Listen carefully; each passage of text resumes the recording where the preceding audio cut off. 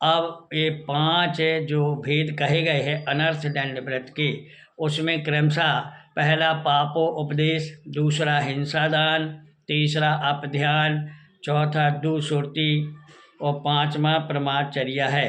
अब इसमें अलग अलग विवेचन करते हैं। पापोपदेश जीवों को क्लेश पहुंचाने वाली क्रियाओं, व्यापार, हिंसा, आरंभ तथा ठगई यानी ठगने की कला आदि की कथाओं के प्रसंग उत्पन्न करना पापोपदेश नामक अनर्थ दंड व्रत है। इसका त्याग करना अनर्थ दंड त्याग नामक व्रत कहा गया है।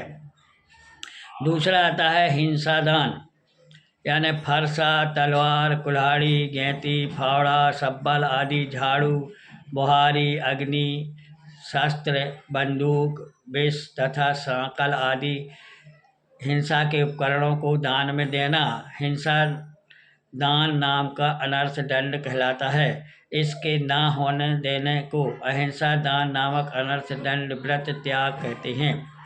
कैसा कहती हैं कि जिससे हिंसा ना हो ऐसे उपकरण दान में भी नहीं देना चाहिए। तीसरा है अपध्यान, यानी द्वेष के कारण किसी के बध, बंधन और छेद आदि का एवं राग के कारण पर, स्त्री, रमण आदि का चिंतन करने को अपध्यान कहते हैं।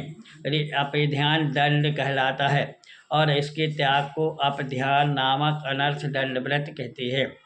चौथा है दुष्कृति, आरंभ, परिग्रह, साहस यानी अत्यंत आश्चर्यजनक कार्य, मिथ्या, द्वेष, राग, अहंकार और काम यानी कुशील के द्वारा चित्त को कलुषित करने वाले शास्त्रों का सुनाना या चिंतन करना दुष्कृत नामक अनर्थ दंड है और इनका त्याग करना दुष्कृति नामक अनर्थ दंड व्रत कहलाता है। वर्तमान में टीवी, मोबाइल आदि पर अश्लील चित्र देखना, सुनना आदि का भी त्याग करना चाहिए।